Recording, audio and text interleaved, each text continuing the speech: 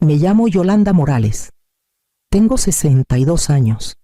Esa noche, la lluvia sobre Seattle era de esas que lo borra todo el camino. Las luces, hasta la frontera entre el recuerdo y el arrepentimiento. Había empacado un pozolito de pollo y un té de jengibre para Marisol, mi nuera. Estaba de 6 meses y Daniel me había dicho que se sentía flojita últimamente. Quería sorprenderlos, sentirme útil de nuevo. Los limpiaparabrisas peleaban contra el aguacero mientras doblaba en su calle, en Tacoma. Estaba todo en silencio, salvo el siseo del agua sobre el asfalto. Su casa brillaba tenue tras la cortina de lluvia, luz cálida derramándose del salón. Se oía música bajita, una carcajada, el tintineo de copas. Por un segundo sonreí. Tal vez tenían visitas. Tal vez por fin las cosas marchaban bien entre ellos. Entonces la vi. Marisol estaba de rodillas en el porche, temblando, los brazos envolviendo su pancita como escudo, el pelo pegado a la cara. Su vestido floreado se le adhería al cuerpo flaco, empapado. Temblaba tan fuerte que se le oían los dientes chasquear.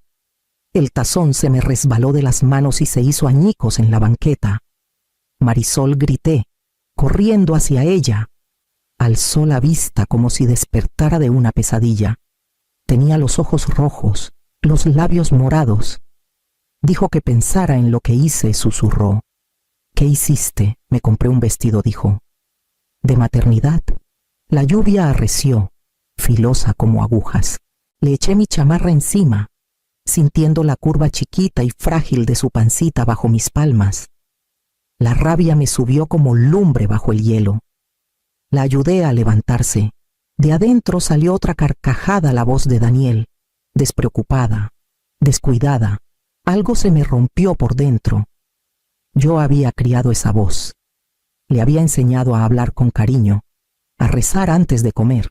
Ahora solo llevaba crueldad. No pensé. Empujé la puerta, el agua chorreando de mi pelo al piso pulido. Daniel se volvió del sillón, sobresaltado, con una copa en la mano. La música llenó el silencio entre nosotros. ¿Qué haces aquí?, mamá preguntó, medio divertido. Lo miré a los ojos, los mismos ojos oscuros que alguna vez buscaron en mi protección. Mi voz salió firme cuando hablé, cortando el ruido y los años que nos trajeron hasta acá. Levántate. No estás solo. Su sonrisa se borró. Detrás de mí, la respiración de Marisol se cortó. Apreté su hombro, sintiendo su peso recargarse en mí. Y por primera vez en la vida, no supe a cuál de las dos intentaba salvar. La lluvia seguía cayendo mientras el silencio entre madre e hijo empezaba a resquebrajarse. Daniel no habló después de esa noche. Simplemente se dio la vuelta, tomó su copa y subió las escaleras. El eco de sus pasos me persiguió mucho después de que la puerta se cerrara. Marisol se quedó calladita en el sillón, tiritando bajo la cobija que le puse. Me quedé hasta que su respiración se calmó. Luego me fui sin decir palabra. De regreso a casa, la lluvia había parado, pero el ruido en mi cabeza no. Seguía viendo la cara de Daniel, la misma que una vez llamé mi mayor orgullo, después de que Ricardo, mi marido, muriera en aquel choque en la carretera hace 28 años. Daniel se volvió el centro de mi mundo. Tenía 12, pálido y callado en el funeral, apretándome la mano tan fuerte que pensé que se nos soldarían los huesos. Me prometí criarlo fuerte, que nadie lo rompería como la vida me rompió a mí. Él cumplió esa promesa sobrevivir, protegerse mejor que yo nunca. Daniel destacaba en todo: calificaciones, deportes, carisma. Cuando los maestros lo llamaban líder, me sentía de a metro. Nunca noté cómo ese elogio se endureció en algo más. Empezó hasta a interrumpir a la gente, a corregirlos a media frase. «Tiene seguridad», me decía. Cuando se burló de un compañero que tartamudeaba, lo llamé broma. Cuando desechó la opinión de Marisol en su primera cena en mi casa, le dije: «Solo le gusta ganar discusiones». Ella sonrió, educada pero inquieta. Lo vi y miré para otro lado. Quería creer que seguía siendo mi buen muchacho, el que me besaba la mejilla antes de la escuela, el que me susurraba que algún día cuidaría de mí. Pasaron los años y confundí autoridad con éxito, orgullo con protección. Le enseñé a pararse derecho, pero no a doblarse por los demás. Entre lecciones de independencia y autoestima, olvidé enseñarle bondad anoche al ver a Marisol de rodillas. No fue solo su cuerpo lo que se quebró bajo la lluvia. Algo en mí también se rajó la ilusión de haber criado a un hombre bueno. La luz de la mañana se coló por las persianas de la cocina mientras me servía el café. Sabía amargo, como el recuerdo, y por primera vez en décadas, ojalá no hubiera creído tanto en él. La enfermera de recepción me reconoció de la noche anterior. Ya despertó, dijo bajito. Sigue débil, pero estable. Encontré a Marisol incorporada en la cama, pálida contra las sábanas blancas. Sus manos reposaban en la pancita. La vía intravenosa brillando bajo la luz fluorescente. Se veía chiquita, como si quisiera desaparecer en la almohada. ¿Vino él?, preguntó al verme. Negué con la cabeza. No, mija, no vino. Sus labios temblaron. Dijo que lo avergoncé, que gasto de más, pero ni siquiera era caro. Doña Yolanda, eran 800 pesos. La voz se le quebró con el número, como si decirlo lo hiciera real. ¿Qué era?, pregunté. Un vestido, susurró. Azul. Me lo compré porque la panza ya crece y ninguna ropa me queda. Vio la bolsa y preguntó de dónde saqué el dinero. Le dije, de mis ahorros. Dijo que debía haberle pedido permiso primero. Volteó la cara a la ventana. Dijo que necesitaba entender el respeto. Luego me mandó a arrodillarme hasta que lo aprendiera. Sentí que algo se me retorcía por dentro. La garganta me ardía. Marisol, dije, tomando su mano, tú no mereces eso. ¿Me oyes? Asintió, aunque sus ojos seguían vacíos. Pensé que si me quedaba callada, se le pasaría. Siempre se le pasa al rato. No pude hablar. El tono de su voz suave, resignado, era demasiado parecido al mío de hace años, cuando defendía los arranques de Ricardo. Me había jurado que nunca dejaría repetir ese patrón. Pero aquí estaba de nuevo, dentro de mi propia casa, con la cara de mi hijo. Apreté su mano y susurré. Perdóname. Debí verlo antes. A la mañana siguiente manejé a casa de Daniel antes de que el sol saliera del todo. El aire seguía húmedo. La calle en silencio. Esta vez no toqué. La puerta estaba sin seguro. Estaba en la cocina sirviéndose café con la misma camisa de la noche anterior. Se veía sorprendido, pero no avergonzado. Debiste haber avisado, dijo. Vine a hablar, respondí. ¿De qué se recargó en la barra? Tranquilo, como si charláramos de la despensa. Marisol está en el hospital, dije. Se desmayó después de que la dejaste afuera. Ni parpadeó. Pues ya está bien. Qué bueno. A lo mejor piensa 2 veces antes de contestar. Di un paso más. Contestar es tu esposa. Daniel, no tu soldado. Bufó. Está sensible. Ya sabes cómo se ponen las mujeres. Yo solo pongo orden en mi casa. ¿Orden? Mi voz tembló. ¿A eso le llamas orden? Hacer que una embarazada se arrodille bajo la lluvia. Suspiró, fastidiado. Necesita disciplina. Mamá, respeto. Si no aguanta una leccioncita, ¿cómo va a criar a un hijo? Algo se me quebró. Suenas igualito a tu papá. Eso lo hizo detenerse. Apretó la mandíbula. No me compares con él. Lo haré, dije, porque ahora lo veo. El mismo orgullo, la misma crueldad que juraste no tener nunca. Rió, filoso y amargo. ¿Crueldad? Tú hablas de crueldad. Tú me criaste para ser fuerte. ¿Te acuerdas? Para no dar el brazo a torcer, para liderar. No te hagas la santa ahora. Mamá, tú me hiciste. Las palabras me golpearon. Sentí que se me iba el aire. Tenía razón, en algo lo había construido con mis miedos. Lo moldeé con cada lección equivocada que creí que lo protegería. Lo miré mi hijo, mi fracaso, mi última oportunidad de enmendarlo. Si es cierto, dije bajito. Entonces me toca arreglar lo que rompí. Frunció el ceño. ¿Qué significa eso? No contesté.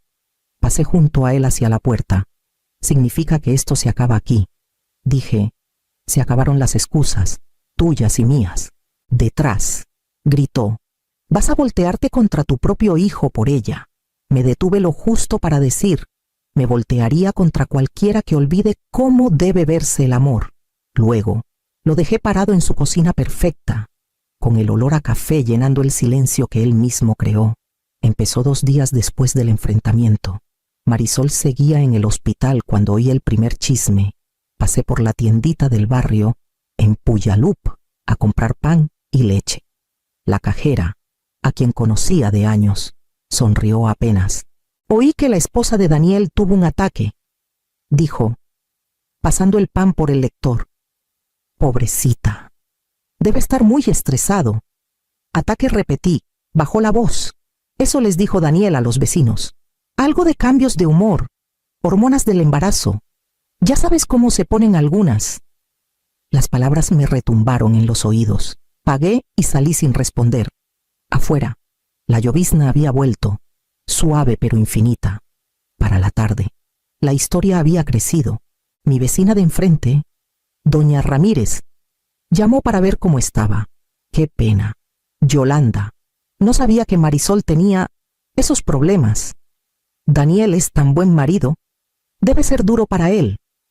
Buen marido, pregunté. Eso dijo, que ella rechaza ayuda, que se pone histérica por tonterías. Deberías hablar con su doctor, mija. No hay vergüenza en terapia. Colgué antes de que terminara. Me temblaban las manos, no de coraje, sino de incredulidad. No solo se justificaba, reescribía la verdad. Esa noche volví al hospital con una bolsita de fruta. En el pasillo, 2 enfermeras hablaban bajito cerca de la habitación de Marisol. Una me vio y cayó a la otra. No necesité preguntar qué habían oído. Adentro, Marisol dormía, la cara en paz, ajena a las mentiras que florecían fuera de estas paredes. Al llegar a casa, la lluvia golpeaba más fuerte los vidrios. Me senté junto a la ventana y escuché. Cada gota parecía una palabra que la gente decidió no decir. Cada pausa, el hueco donde debía estar la verdad. El silencio no era piedad. Era escudo para los crueles, pintado de bondad. La mañana después de otra noche sin dormir, salí por el correo y encontré a don Castro esperándome junto a la banqueta. Vive frente a la casa de Daniel un hombre callado, de paso lento y cámara siempre colgada al cuello. Hoy se veía inquieto. Doña Yolanda, dijo, mirando hacia la casa de Daniel. Tenía ganas de hablarle. Asentí, recelosa. ¿De qué dudó? De esa noche, el tormentón. Las palabras me apretaron el estómago. Señaló su porche. Pase un minuto, por favor. Lo seguí. Su sala olía a café y a serrín, como huelen las casas viejas cuando guardan demasiados secretos. Sobre el escritorio había una computadora con varios monitores chiquitos. Dio clic en uno y la pantalla se llenó con la imagen que yo intentaba no repetir en la cabeza. Marisol de rodillas en el porche, empapada y temblando. El video era tan claro que dolía. Se veía a Daniel por la ventana detrás de ella, recostado en el sillón con copa en mano, una media sonrisa en la cara. Se me cerró la garganta. ¿Cuánto tiempo grabó la cámara? Prende sola con movimiento, dijo suave. Lo vi al revisar los archivos al día siguiente. No sabía qué hacer, pero usted es su suegra. Debe tenerlo. Sacó del cajón un USB chiquito. Si quiere la verdad, dijo, poniéndolo en mi palma. Cuídelo bien. Lo miré. Pesaba más de lo normal, como sostener un veredicto antes del juicio. Me miró con lástima callada. A veces hacer lo correcto nos cuesta todo. Asentí, sin voz. Afuera, la casa de Daniel se veía quieta y brillante bajo el cielo pálido de Tacoma. En mi mano, el USB quemaba frío. Sabía que esto podía arruinarlo, pero también sabía lo que el silencio ya me había hecho. La comisaría olía a papel viejo y café quemado. Me paré frente al mostrador, el USB apretado en la mano. Un oficial joven alzó la vista. ¿En qué le ayudo? Señora. La garganta se me secó. Quiero levantar una denuncia, dije. Por violencia doméstica. Jaló un formato. Nombre de la víctima, Marisol Morales, respondí. Y antes de que siguiera, agregué, es mi nuera. Asintió, esperando. Y el agresor dudé. El plumón me tembló antes de tocar el papel. Daniel Morales, dije. Me miró por primera vez, los ojos yendo de mi cara al formato. Su hijo, sostuve su mirada. Sí, hubo una pausa chiquita, de las que se alargan. Señora, dijo con cuidado, ¿está segura de querer seguir con esto? Estos casos pueden ser complicados. Puse el USB en el escritorio. Ahí está todo lo que necesitan. El video muestra lo que hizo. No lo tomó de inmediato. Denuncia a su propio hijo. El aire se sentía pesado. El corazón me latía fuerte, pero la voz me salió firme, porque lo quiero lo suficiente para detenerlo. El oficial me miró un segundo. Luego, tomó el USB con cuidado, como si fuera a romperse. Lo procesamos de una vez, dijo, mientras tecleaba. Me senté en la silla de plástico junto a la puerta. El zumbido de las luces llenaba el silencio. Cada tecla parecía un clavo cerrando algo detrás de mí. Cuando terminé la denuncia, me dio una copia. Hizo lo correcto, dijo bajito. Asentí sin contestar. Afuera, la luz de la tarde era fría y gris. Caminé al coche, apretando el papel hasta que los bordes me cortaron los dedos. Las 5 palabras retumbaban en mi pecho, más fuertes que la lluvia que empezaba a caer otra vez. Porque lo quiero lo suficiente para detener lo que está haciendo. El juzgado se sentía más frío que cualquier lugar donde hubiera estado. Los bancos de madera crujían mientras la gente se movía, cuchicheando antes de la audiencia.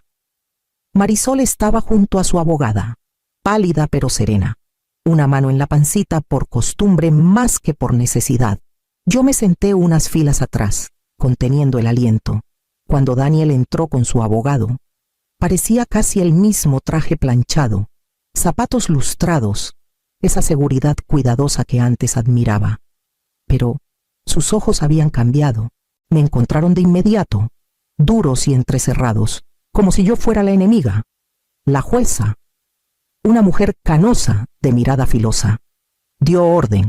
El abogado de Daniel empezó su defensa. Mi cliente es un esposo entregado, dijo suave, bajo presión del trabajo, la familia y la paternidad inminente.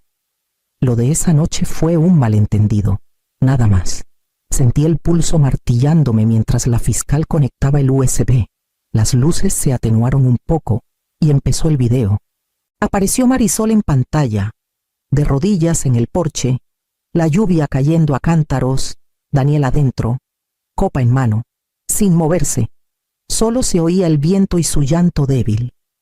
Cuando terminó el clip, la sala quedó en silencio. La jueza se inclinó. Doña Yolanda, dijo, por favor pase al estrado. Las piernas me pesaban mientras caminaba al frente. La mirada de Daniel me seguía como sombra. Al sentarme, se inclinó hacia mí, voz baja y cortante. Me traicionaste. Lo miré, al niño que cargué con fiebres y desamores. Ahora un hombre que apenas reconocía. No, dije bajito. Te traicioné hace mucho, callando. Las palabras resonaron en la sala. Nadie se movió. El abogado de Daniel intentó objetar, pero fue inútil. La voz de la jueza fue calma, medida. Este tribunal declara al acusado culpable de violencia doméstica y poner en riesgo. Por un instante no respiré. Daniel bajó la cabeza, los hombros temblando, aunque no salió lágrima.